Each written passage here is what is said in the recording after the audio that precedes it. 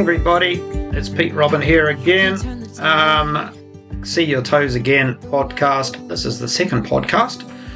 And so today I would like to talk about getting started on the ketogenic diet. So last podcast, which was our first podcast, was all about how you can lose weight using the ketogenic method, because of course as you're in your 30s and 40s, losing weight can be bloody difficult, as you know. If you keep eating carbohydrates, which include sugars, and carbohydrates can be broken down to sugars, then, as I said last time, I explained what fructose does to your body. Then you'll continue to not lose weight. It doesn't matter how hard you work, you will not lose weight. So instead, my suggestion is what I have been doing for the last 12 years, is to stop eating carbohydrates and eat fats instead. I explained in my last podcast, carbohydrates are currently your energy source for your body. They're the petrol that keeps you growing. So if we stop eating carbohydrates, we need to replace that energy source with something else. And we're going to replace that with dietary fats. It sounds concerning, I know. We've spent all of our lives, if you're in your 40s or your 50s, you spent all of your life being told that fats are bad, carbohydrates are good. And now I'm saying carbohydrates are bad, fats are good. Fats have been around for millennia. We have been developing with fats since we were running around as cavemen and earlier. We certainly didn't have all the carbohydrates that we have now available. So today is all about changing from carbohydrates to fats. And so it's going to be a case of getting ready for it. If you're anything like me, you'll be thinking, well, actually, the more I can learn about this before I get started, the better. And then I can make a valued decision on whether it's the right thing for me. So let's talk today about what you're going to need to do to switch over to fat burning instead of carb burning. I'm talking about your metabolism here.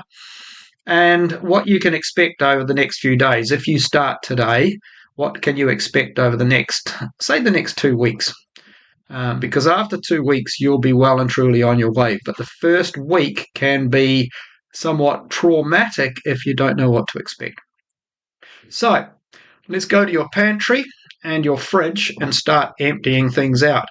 Now, we need to get rid of pretty much any sort of carbohydrate, because especially all the sweet stuff, because once your body starts converting to fat burning and it starts getting low on carbohydrates over the next few days, then you're going to find you're going to get a few cravings going on. So if you don't have those carbs in your fridge and in your pantry, you're less likely to think, oh, bugger it, I'll just make a quick sandwich, which is a carbohydrate, the sandwich, the bread.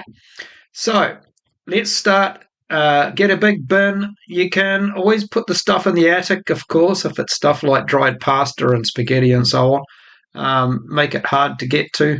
Otherwise, the best thing you can do is give it to your neighbours. Give all the stuff to the neighbours. So let's start emptying stuff out. We'll start off with all your biscuits, all your cakes, muffins. Like I said before, your pasta, spaghetti, your flour. You can keep that stuff, but stick it in a bin where you're not going to be able to get to it. Because every now and again, you might think, "Hey, I'm gonna treat myself," or maybe you've got some friends coming around. You can pull it all out and make them a treat, and then get back into your diet when they've gone. Tomato sauce is a bastard as far as how much sugar is in it, so get rid of that. Jams, marmalade are huge in sugar.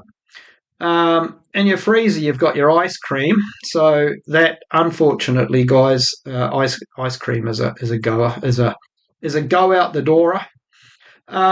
Low-fat yogurts, yogurt, depending on where you're from. I used to always say yogurt. Low-fat yogurts are bad because, as I've mentioned last time, the problem is yogurt should be high in fat. So if it's low in fat, if it's got low fat written on the side of it, then they've removed the fat, but then they've replaced the fat with sugar to make it taste good, because otherwise it'll taste like shite. So Throw your low-fat yogurt away. In fact, in future, if you buy anything that says low-fat, don't buy it anymore. Buy the standard fat stuff. Like a few weeks ago, the housemate that I have bought a low-fat mayonnaise. God knows why. So I don't eat that. I've gone and bought myself a proper full-fat mayonnaise, and that's what I eat. I wouldn't touch the low-fat mayonnaise because it'll have sugar in it. Carrying on. Right, you've got your dried fruits. You've got your raisins and figs and dates and prunes. All of those are no good. All of those are actually very high in sugars. And you think, oh, but prunes and dates, they're natural. They're good for me. There's lots of natural stuff that, yes, used to be good for us 20, 30,000 years ago. But now, when you can just help yourself to it any old time of the day or night and any day of the year, then that sugar is not good for us. So put them away somewhere where you can't get to them. Your sugar, I've got a bag of sugar. Actually, I've got a container of sugar, but that's only for when contractors come around or friends, because let's face it, if you've got a contractor, a builder coming around to do some work, he's going to want a cup of tea and he's going to want to have 2 sugars in there. In fact, when my contractor came around to do some work on my house, it took me ages to find the bloody sugar. What else can we think? Caster sugar, of course, is still sugar. Glucose, brown sugar, raw sugar, they're all types of sugar. So get rid of them all, or at least hide them. Then we've got the root vegetables. So you've got potatoes, onions, carrots, parsnips, turnips, anything like that, Swedes. Some blessing for me because I don't like most of those things anyway, but I know other people do. So they all need to go, and that's where, again, you can save yourself some money by not buying them in the future. When they're root vegetables, they're full of carbohydrates. That's why a root vegetable is a root vegetable, because it stores carbohydrates, and then those are used to supply it with energy over the winter and so on. So they're no good for you. And sugar beet has grown in the UK as a source of sugar instead of sugar cane. So just says it all. Bread, of course, whole grain bread, it's still bread. Doesn't matter if it's sourdough bread or any of those other breads, it's still bread. I used to have a loaf in the freezer. What do you call it? Cut up and sliced. That's what I was trying to think of. I used to have one of those in the freezer, and I would grab a slice of bread every now and again and toast it up, and I might have a couple of eggs on it for breakfast. So that's all right. I mean, do that if you like. Chuck a loaf of bread in the freezer and leave it there, and it's a kind of a special occasion thing. It's like, oh, I just feel like some nice runny poached eggs on toast. I'm going to grab a piece of toast. Don't grab 2 pieces of toast. Don't make yourself a glutton. Grab a piece of toast, and that's every now and again. Just something to bear in mind. Not in the first 2 weeks. That's once you become adapted to being ketogenic. Adapted to fat. Right, so if we carry on, we've got peanuts. Although they're nuts, and people think nuts are good, peanuts are quite high in carbohydrates. While I'm at it, peanut butter is quite nice, but once you're adapted to burning fat instead of carbs, you can eat some peanut butter, but for the first couple of weeks, stay away from peanut butter. And if you've got Nutella, then have a look at the label. I think last time I looked, it was 70% sugar. It's incredible how much sugar it is, which is why the kids love it so much. It's why I love it so much. Right, fresh fruit. Oh, but again, it's good for me. It's my source of vitamin C. If it's your source of vitamin C, then buy a vitamin C tablet. A container of vitamin C tablets, pop one of them. I agree, we need our vitamin C. The trouble is, fruit, our bodies aren't designed to eat fruit 24, not 24, it's not a 24/7 thing, 7 days a week, 52 days a year, 52, God, I'm hopeless at that, 52 weeks a year. So our bodies aren't designed for it. They're designed to eat fruit for a month or 2 every year, and for the rest of the time, fruit doesn't exist. Go outside and have a look in your garden in the middle of winter and tell me how many oranges are growing out there. Okay, if you're in California, you might want to ignore that. The rest of us, where it's going to snow in the winter time, there aren't going to be too many fruit hanging off the trees. So all of your fruit, including apples and bananas and oranges, all of those things need to be given away or got rid, and don't buy any more of them. Once you're adapted, this is after your 2 weeks, then there are a few fruit that you can consume, including the three big ones are blueberries, strawberries, and raspberries. And you mix up those with cream, and you'll find they're pretty bloody delicious as a bit of a treat every now and again. But that's only after the first 2 weeks. If you have these sorts of carbs while you're trying to switch over to fat burning, you'll find that your body will cling on to the carbs you eat like, well, my dad would have said, like shit to a blanket. So you'll struggle to switch over, because what we need to do here is stop any carbohydrates entering your belly, so that after a few days your body will run out of carbs completely, and it'll struggle and it'll argue and it'll have a tantrum, and you'll be eating fats instead. And so eventually your body will, I'll talk about this shortly, your body's going to sort of crash, a bit like a car running out of fuel, and then it's going to wait for a while, and then it's going to switch over to burning fat. And the difference, once it starts burning fat, you will be amazed with how much energy you've got, and how you don't get tired, you don't get hangry, you don't have 2 o'clock crashes. You will have more energy than a bull can shit. You will have more energy than you know what to do with. We've got to get to that stage first. And to do that, we've got to stop eating all of our carbs. Hence why we carry on. So we carry on with the big bin. We're probably going to have to get a second bin now. You've got your breakfast cereals. Now, these are amazing. If you look at any of the breakfast cereals, have a look at the back of the label on the back of the box, at how much sugar is in there. It'll say per 100 grams. I've got a box of all bran flakes, which I bought them so I could take a photo or two for my book that I wrote about the subject.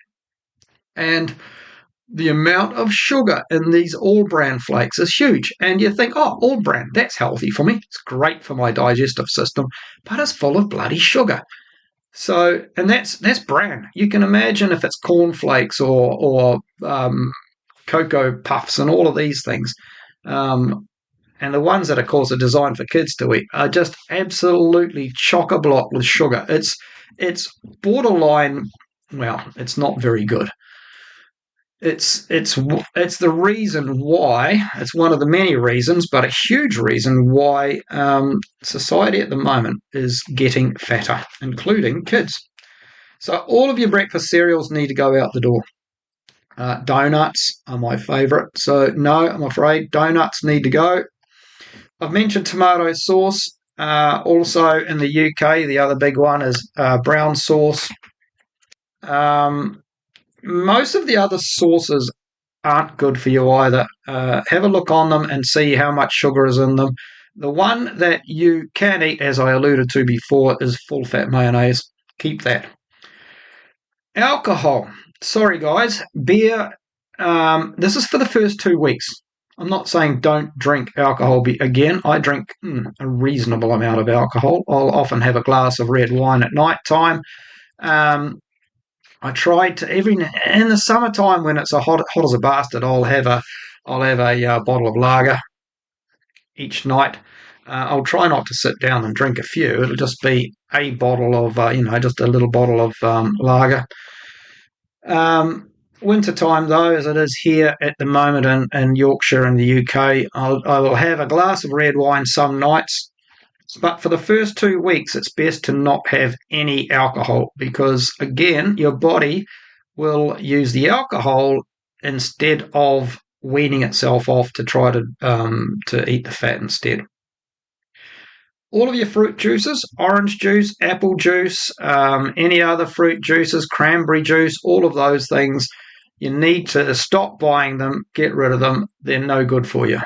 So these things aren't just for the first 2 weeks. All of these high carbohydrate things, including all of these fruit juices, they're just things you should learn to not eat.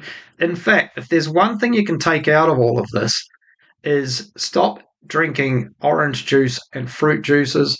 Definitely stop drinking all of your carbonated drinks like your Coke and your Fanta and your 7 Up and your Mountain Dew and all of those. They have got massive amounts of sugar inside them.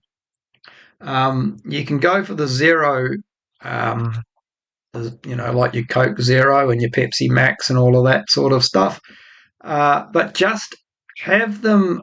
Don't sit there with a 2 litre bottle because, this is all right. It's got no sugar in it, because there's rumour that your body will still notice the sweetness and kind of cling to its old ideas with it. So it also helps wean you off your sugar cravings, because you will be addicted to sugar and to carbohydrates. So it helps to wean you off. I wouldn't say stop drinking your carbonated drinks altogether, but limit how many carbonated drinks you drink and make sure that they are always, every time, zero sugar carbonated drinks. Any of your standard full sugar.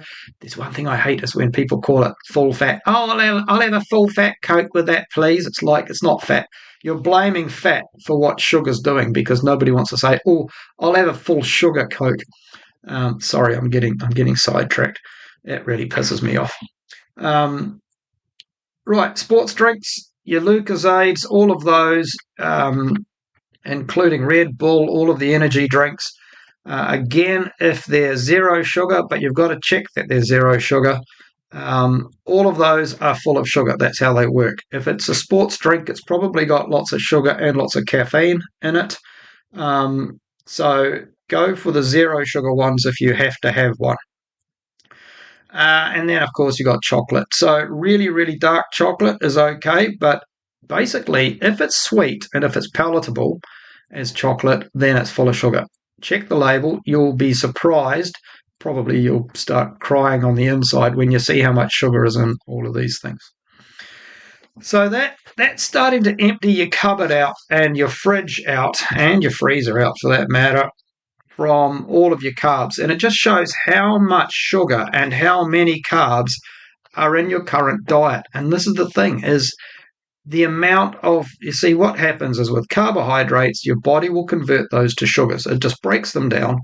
And people go, oh, well, this is low glycemic carbohydrate. Well, it just means that your body will break it down slower, but it'll still break it down to the sugars. And then the sugars can then be converted and used. They're being used as energy. So we've done all that. We're going to go to the shop now, and we're going to start buying fatty foods. Avocados have got a carbohydrate value to them, but they've also got a high fat content to them. So they're on the good list. And if you like avocados, they're bloody delicious. I know a lot of people don't like them because of the texture. Once you get used to that, they're bloody nice. They're like a lot of things, but like a banana, you've got to get them at the right. And bananas you can't have, but you've got to get them at the right ripeness. So if they're too hard, they're not that great, and if they're too soft, they start tasting like a banana, actually. I digress. So after the first 2 weeks, I've mentioned blueberries, strawberries, raspberries, but for the first 2 weeks, don't have any of those because they've got a bit of carb in them. So for the first 2 weeks, though, starting today, you can have full-fat cream. Whipping cream, just check that it hasn't got any sugar in it. Whipping cream, once you're in a couple of weeks' time, whipping cream with a bit of with strawberries chopped up can be really nice. Your leafy salad greens. It's nice to eat some greens for the first 2 weeks. I eat a leafy salad green. I'm too lazy to chop it up, so I just buy a bag of leafy greens. They're those little sort of baby leafy greens. And I'll just grab a big handful of those and drop them on my plate, and then I'll start adding other stuff to that. So use those. You've got all of the other salady bits. For example, cherry tomatoes. I have gherkins in my salad. I like a jalapeno chopped up in there as well. You can buy all those in a jar, of course, so you don't have to do any work. Your lettuce, cabbage, kale, all of that sort of stuff is good. Eggs are massive, so I go for the extra large eggs. I used to always go for large eggs, and then I found there was an extra large eggs, so I buy those tonight. I bought 3 6 packs, and they'll last us for a couple of days. There's myself and my housemate, and we hoover through eggs. I have 4 eggs for breakfast as part of as an not an omelette, as a scrambled eggs. I mix up 4 eggs with some grated cheese, and then just fry that off and scramble it, and then I chuck some smoked salmon over the top of it, and that's bloody nice. It's a nice way to have breakfast, and of course it's really fatty and really proteiny, so it's a good way to start my day. So we've got all of your natural meats. Now, I prefer chicken thighs over chicken breasts. I prefer 10% beef mince over your 5% beef mince. You can go for 20% beef mince if you want. There's no problem with that. I just find that once you start cooking it, a lot of the fat just comes out of it anyway. All of your steaks, instead of spending extra money on a fillet steak, my preferred steak personally is a ribeye. It's got that combination of fat marbling in it. Sirloin I find a little bit tough at times, and so I will normally go for ribeye. You've got all your beef patties, like your burger patties. You're just not going to put them in a burger. I'm just thinking as I go through the meat section at the supermarket at the moment. So chicken thighs, pork. You've got all of your porks, including pork belly, which is great if you chuck it in the air fryer. I only bought an air fryer a few weeks ago, and it's my new best friend. So all of your natural meats. Be careful with processed meats. Salami and all that sort of stuff is good, but just be careful with stuff like sausages. Sausages are good, but check the label, because some sausages have got bread in them to fill them up, and bread, of course, is a carbohydrate. So you'll be surprised with some of them how much carbohydrate is in a poxy old sausage. All of your fish, especially your oily fish like salmon and sardines and so on. Mackerel is great. As I just mentioned before, smoked salmon, comes in thin slithers, and that's really nice. Personally, I struggle with normal salmon. It's just a bit too rich for me, I think. I used to eat it, and then one day I was cooking it up, and I was eating it, and I thought, why do I keep buying salmon? I don't even like the bloody stuff. It was a bit one of those aha moments where I've been buying it all the time and eating it, and then I suddenly stopped and thought, I don't even bloody like this stuff. And considering I'm cooked for myself, it was kind of one of those hangovers from having someone else tell me that it was good for me all the time. Sardines are good, but just check. If they're sardines in oil, yes. If they're sardines in tomato sauce, they're likely to be full of sugar. All your streaky bacon, all of that. I prefer streaky bacon over normal bacon because it's got a higher fat value, and let's face it, it's tastier. Black pudding. Certainly in the UK, black pudding is a bit of a delicacy, and if you're going to have a full English breakfast at any hotel, you expect black pudding to be on that plate. For those of you who don't know, it's dried blood and stuff. It's a bit sort of flaky and powdery, but it's full of spices and so on. But generally, that's quite good for you. It's quite good for you from a ketogenic point of view, because it's got lots of, like I said, it's got dried blood in it. Nuts. Be careful with your nuts for the first 2 weeks, but especially your almonds are good. Cashews in moderation, because cashews are got high, reasonable carbohydrates in them. Don't eat too many of either for the first couple of weeks. Just, you can have a bit for, a small handful of almonds, for example, just for a change if you want a snack. olives. Olives become your new best friend. Olive oil should be your go-to oil. If you if you're feeling really wealthy, then avocado oil is good. While we're on the subject, for cooking, you can use lard, and you can use butter, preferably grass-fed butter. In the UK, I think just about all butter is grass-fed, but I know in the United States it can be a little bit different. So, where are we up to? Oh, mushrooms are great. So all of your mushrooms. So you've got your field mushrooms, your button mushrooms, your shiitakes, oyster mushrooms, all of those, and they can add a good flavour to a feed. And incidentally, if your mushrooms are starting to go a bit off in your fridge, then mix them up, chop them up in your fry pan, throw some butter in there, some maybe a bit of ground up garlic. And salt and pepper, and then some full fat cream. Make sure it doesn't curdle, but that mixture, becomes a creamy grey mess, and it tastes bloody delicious. Salami's good. Sausages, as I mentioned.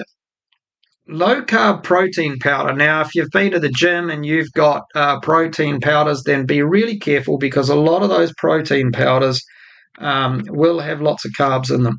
If your protein powder is an isolate, then you should be safe. Have a look at the label, see if there's any carbs in there. Certainly in the future, if you need to buy a protein for your gym sessions and so on, for your sports, then buy protein isolate, like whey protein isolate. It should have no sugar in it. I buy one these days, which is a beef protein, and it's completely different. So instead of it being whey, it's beef, and instead of it being thick and milky, creamy, sort of quite heavy to drink, this stuff is like a juice. It's like a fruit juice. It mixes up like a juice. It would be clear if it didn't have so much food coloring in it. And it's really nice, to the extent that I have to stop myself from drinking the damn stuff. So yeah, make sure, just be careful with your protein powders. Cacao butter, coconut oil, coconut flour, almond flour. These are all the things you'll find in ketogenic recipe books.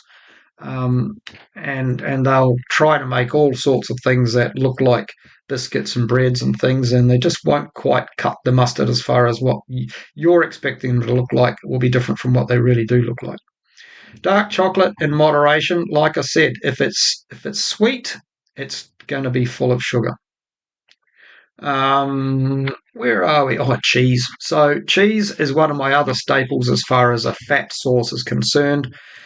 For my salad at tea time, with my little green leaf salad, and then I'll chop up cherry tomatoes, and I'll have, what else will I have in there? So I'll throw some jalapenos in there out of the jar, so they're pre cut up, and some little gherkins, and lots of olives, and I'll drizzle olive oil all over that, and then I'll get my cheeses, and I'll have a cheddar cheese chopped up into bits, brie. I like a Stilton, which is your blue cheese.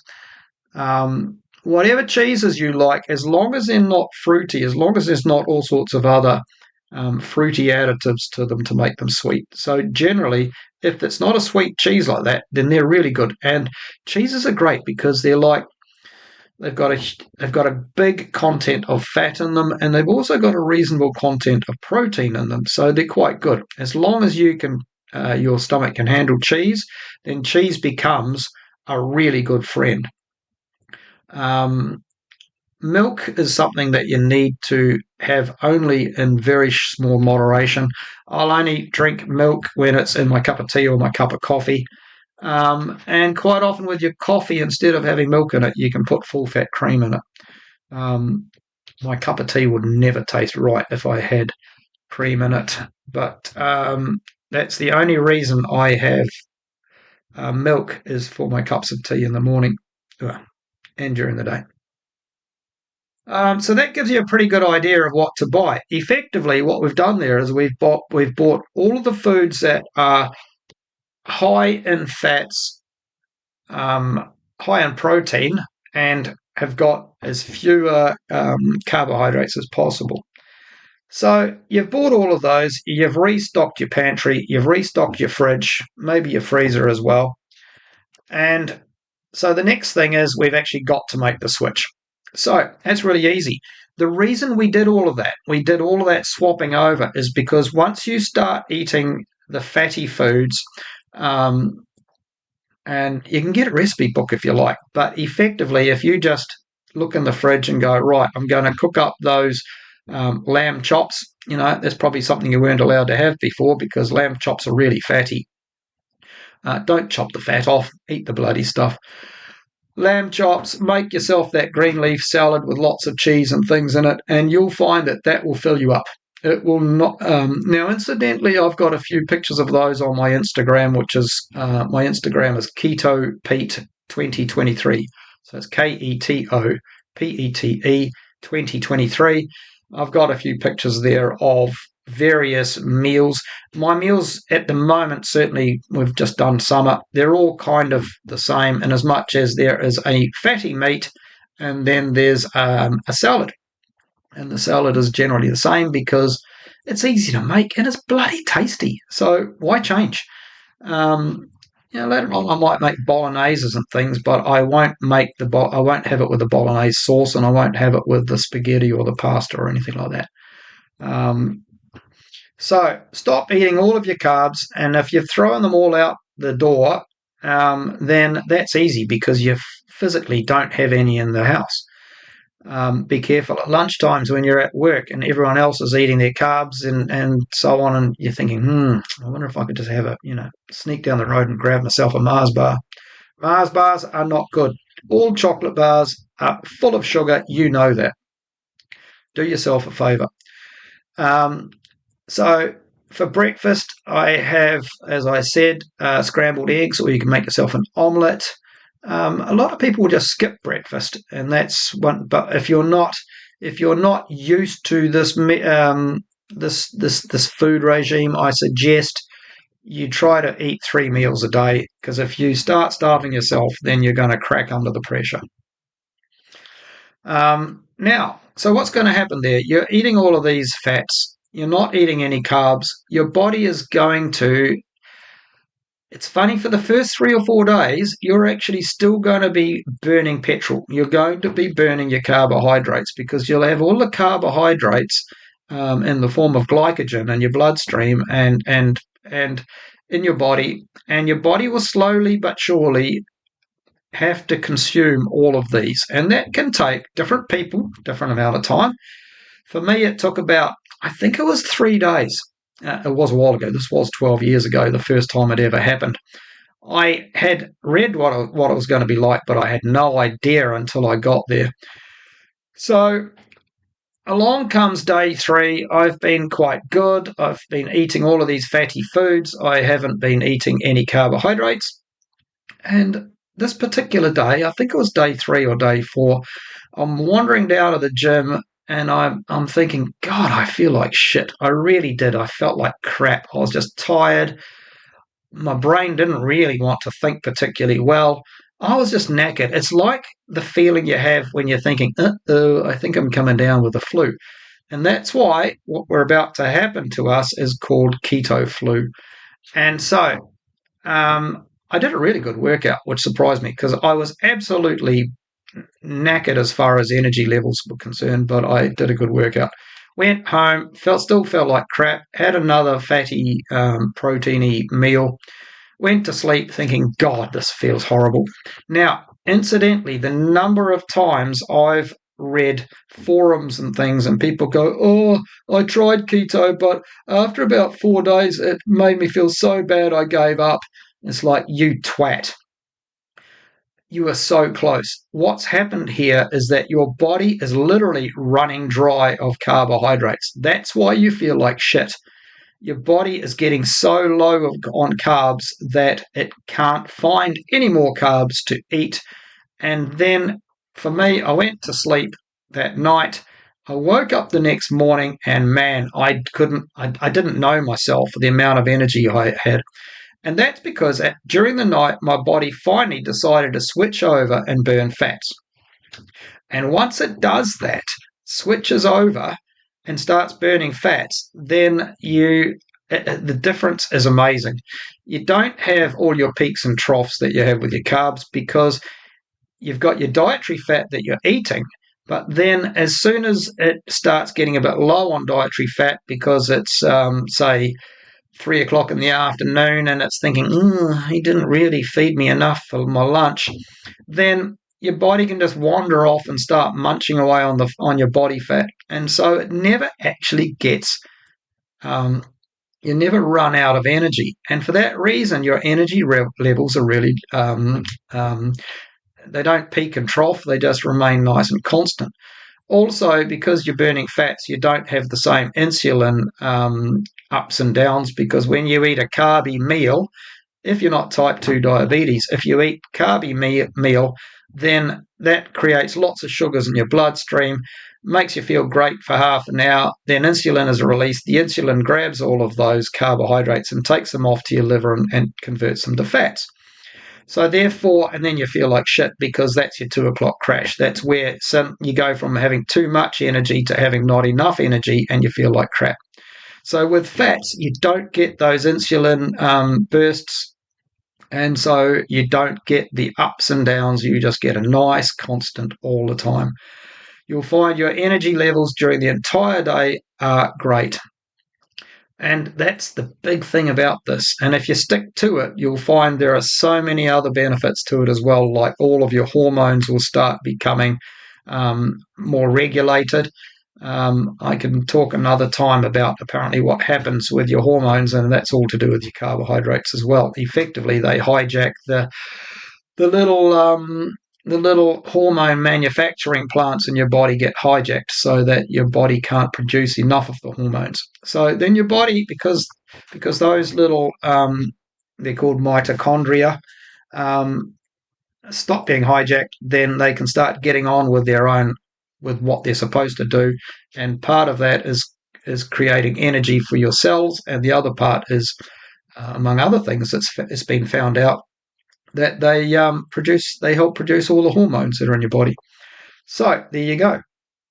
So get through. When you have that day where you feel like shit and you're thinking, this isn't for me, that is exactly when you got to dig deep and just wait it out, and it'll switch over within 12 hours and you'll feel bloody brilliant instead.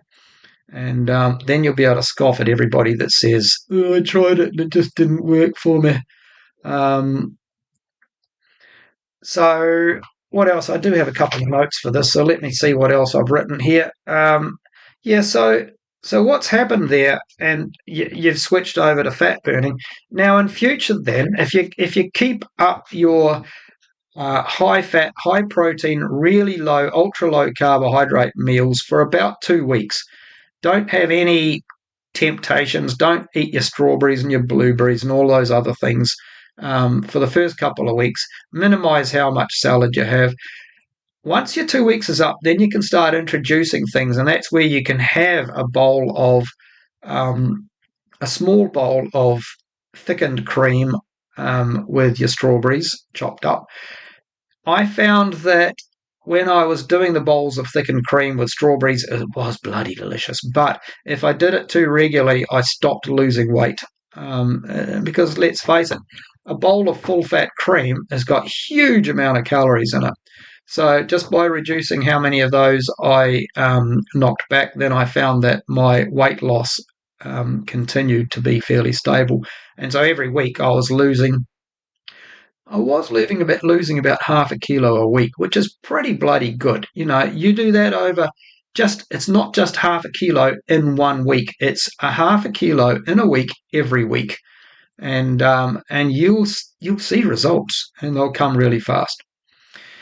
So what we have done, therefore, is we've adapted your body to burning fats instead of burning carbs. Now, I'll just mention one other thing because I see we're up to about 40 minutes now. As you go along, and once you've been doing it for a month or so, you can have what we call a cheat day, or some people call it a treat day, and that means on that cheat or treat day, you eat all of your normal foods. And it's great if you're going out with your mates, or you've got some hot bird lined up and you're going to take her out for a date. You don't want to be the guy that's sitting in the corner only eating bits and pieces and not enjoying yourself, because you're trying to be good on your diet. So you say, right, tonight I'm going to eat all normal food. I'm going to eat all these carbohydrates. I'm going to have a few drinks. I'm going to let my hair down. Tomorrow I'm going to get back into my diet when everything, all the dust is settled. Now, what happens there is that your body will instantly switch over to burning carbs. It will always, after 12 years of me doing it, it will still instantly switch to burning carbs instead of fats. But after it burns those carbs off, you won't get the keto flu. You won't feel like shit. For me, if I have a big day on, say, a Friday or a Saturday, maybe I've had a big, gone out with the mates, had a feed, everything else, had lots of drinks, then Sunday, Monday, I'll just be back to eating my standard keto food. And then Tuesday will come along, I'll piss and piss and piss. Oh, that's something else. When you have done your 4 or 5 days and you've switched over, you will also piss and piss and piss. And that's because your glycogen in your body holds on to a lot of water. And when you get rid of all that glycogen, the water is released. So you'll end up pissing a lot. And you'll lose about between 1 and 2 kilos of weight, which is like 4 or 5 pounds of weight. Now, don't get all excited and go, oh my God, if I keep losing this rate at this, this weight at this, hang on, let me get my calculator out. Oh hell, I'm going to be slim as hell in no time.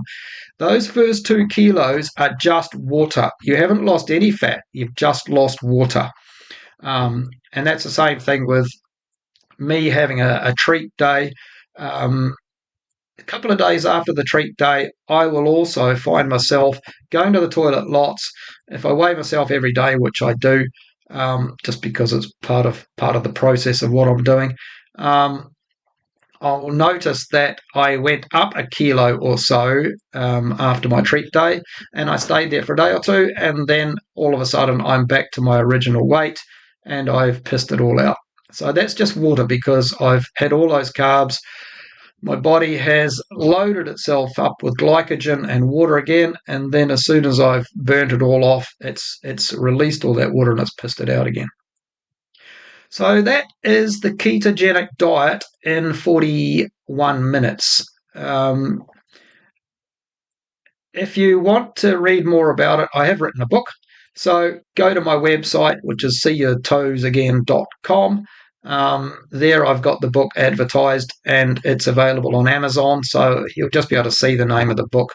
Where is it? It's just here. So the name of the book is The Complete Fat Loss Manual for Middle-Aged Men.